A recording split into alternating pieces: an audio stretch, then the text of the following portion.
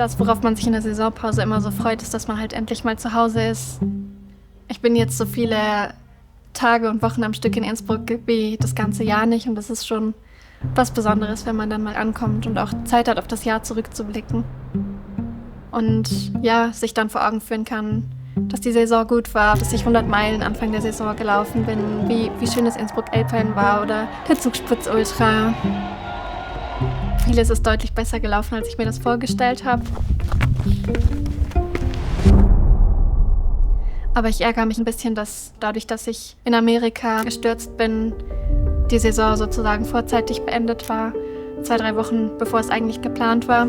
Ich hätte mir natürlich gewünscht, dass der UTMB gut läuft. Das war mein Hauptziel für diese Saison. Aber das gehört so ein Stück zum Leistungssport dazu. Und auch wenn es immer schwierig ist zu akzeptieren, würde ich sagen, ich habe es inzwischen akzeptiert. Also ich wusste, dass ich am Ende der Saison eine Knie-OP anstehen habe in Nürnberg im MMC. Und ich wusste aber auch, dass es eigentlich, wenn es gut läuft, nicht allzu lange Laufpause sein wird danach. Wundheilung ist so in 2 Wochen abgeschlossen. Ne? Die ersten Bewegungen, also nach einer Woche könntest du langsam anfangen. Bis dahin hast du wirklich einfach mal Ruhe einzuhalten. Okay? Also ich war nur die ersten paar Tage auf Krücken unterwegs, da war ich sehr, sehr ungeduldig. Und fehlt, glaube ich, auch einfach die Muckikraft, die man in den Armen für Krücken braucht. Das war schon sehr ungewohnt, dass man nicht einfach drauf loslaufen kann, nicht einfach machen kann, worauf man Lust hat, sondern dieses an die Krücken gebunden sein oder halt zumindest bewegungstechnisch erstmal eingeschränkt zu sein, war sehr ungewohnt.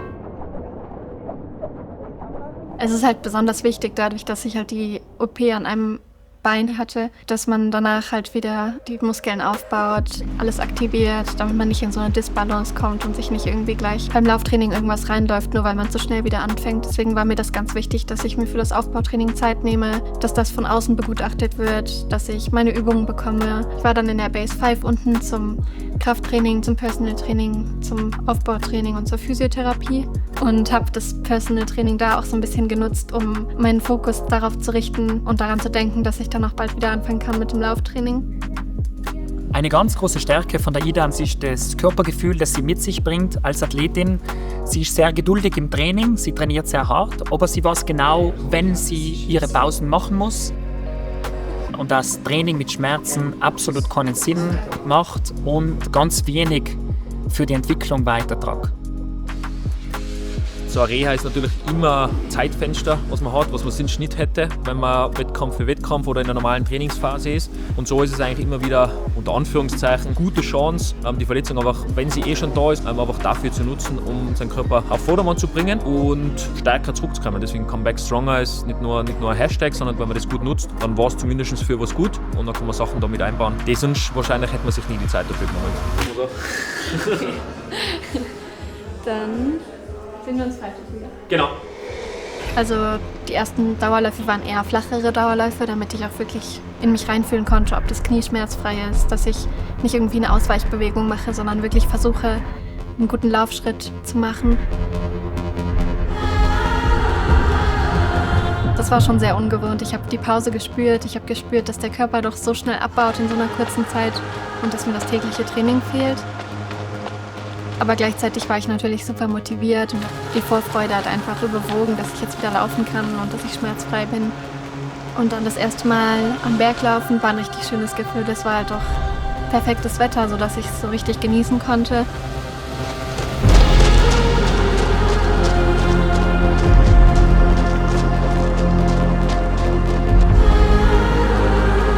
Aber es ist mir schon ungewöhnlich schwer gefallen, berghoch zu laufen.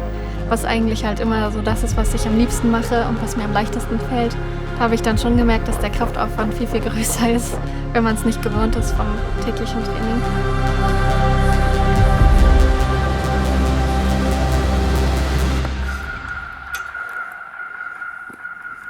Ja, der Zeitpunkt von dieser OP war halt aus dem Grund ganz gut, dass zum einen die Saison vorbei war, zum anderen ist es jetzt vor dem Winter gewesen und im Winter haben wir eigentlich normalerweise keine Wettkämpfe. Das heißt, ich kann mich vor der Sommersaison jetzt nochmal richtig auf das Aufbautraining konzentrieren und an Schwachstellen arbeiten. Ein richtiger Athlet muss nicht nur richtig gut trainieren, sondern muss auch gut schlafen, gut regenerieren, gut essen, einen guten Physiotherapeuten haben, ein gutes Team um sich herum haben. das alles erfordert viel Planung und Zeit. Und ich habe jetzt in den letzten fast 5 Jahren hier in Innsbruck daran gearbeitet, dass ich mir so das Umfeld schaffe, dass nicht nur die Trainingsbedingungen perfekt sind, sondern auch das Ganze drumherum. Und ich glaube, das habe ich eigentlich bis jetzt ganz gut hinbekommen oder bin auf einem guten Weg. Und das ist wahrscheinlich auch einer der Gründe, weshalb ich mich hier so wohl fühle. Ich bin 2017 beim Transalpine Run eine Guest-Etappe gelaufen und habe das erste Mal erfahren, was Trailrunning eigentlich ist und dass man ja in Bergen laufen kann, nicht nur wandern kann. Und bin dann 2018 mein erstes Rennen gelaufen, eben an der Zugspitze. Und dann bin ich eigentlich im Jahr 2019 bei der Golden Trail World Series gelaufen und andere Rennen in der Dachregion gelaufen, habe aber immer in Hannover gewohnt und auch dort trainiert. Also konnte ich im Training überhaupt nicht in den Bergen trainieren, nicht auf Trails laufen, habe viel flaches Training gemacht. Und dann habe ich mich Ende 2019 dazu entschieden, zu schauen, wie sich ein Umzug in die Berge auf mein Training auswirken würde.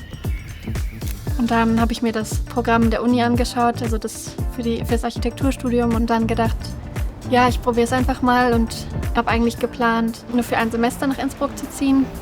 Aber es hat mir so gut gefallen, dass ich hier geblieben bin.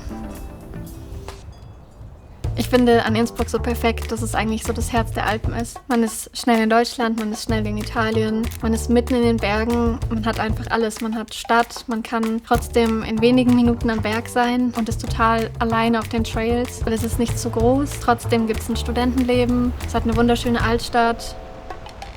Für mich bietet Innsbruck alles, was ich brauche, und ich glaube, da bin ich nicht die Einzige, der es so geht.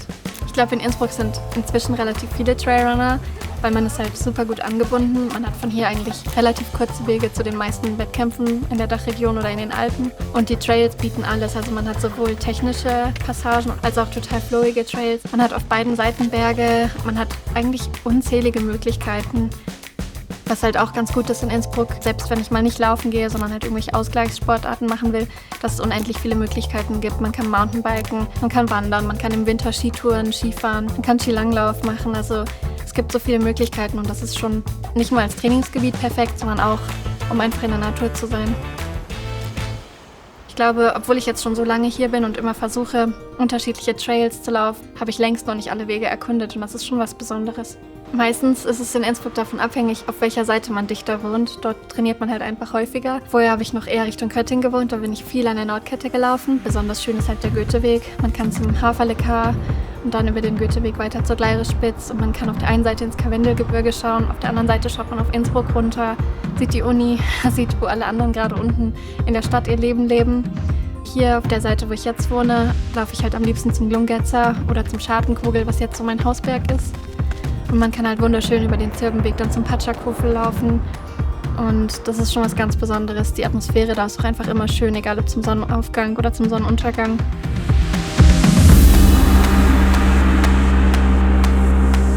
Gerade wenn man ganz in der Früh oder ganz am Abend dort ist, hat man halt das Gefühl, dass man so sehr raus ist aus der Stadt, obwohl man eigentlich so dicht über der Stadt ist und es eigentlich so kurze Wege sind.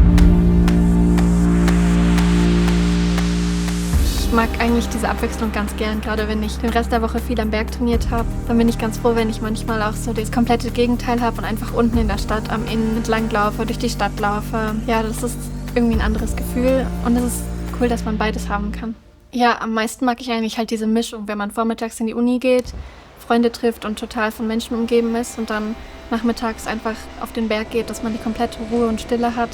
Eigentlich die perfekte Mischung, weil man beides hat. Also ein bisschen ist an Innsbruck halt das Besondere, dass ich bin nicht die einzige Person, die hier die Liebe für die Berge und das in der Natur sein verspürt, sondern es geht eigentlich fast allen so. Man spürt das einfach, wenn die Freunde, wenn die Leute in der Uni genauso gern draußen sind. Ich finde, dann wirken alle ein bisschen ausgeglichener und glücklicher.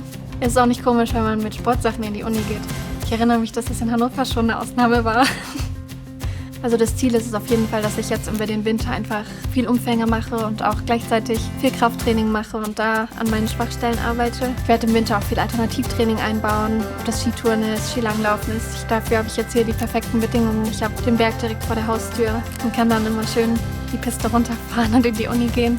Auch wenn ich noch nicht genau weiß, welche Rennen ich nächstes Jahr laufe, wünsche ich mir, dass ich die Saison vom ersten bis zum letzten Rennen so gut wie möglich laufe und vielleicht irgendwann beim UTMB ins Ziel komme und sagen kann, dafür war es ein paar Jahre ein bisschen schwieriger.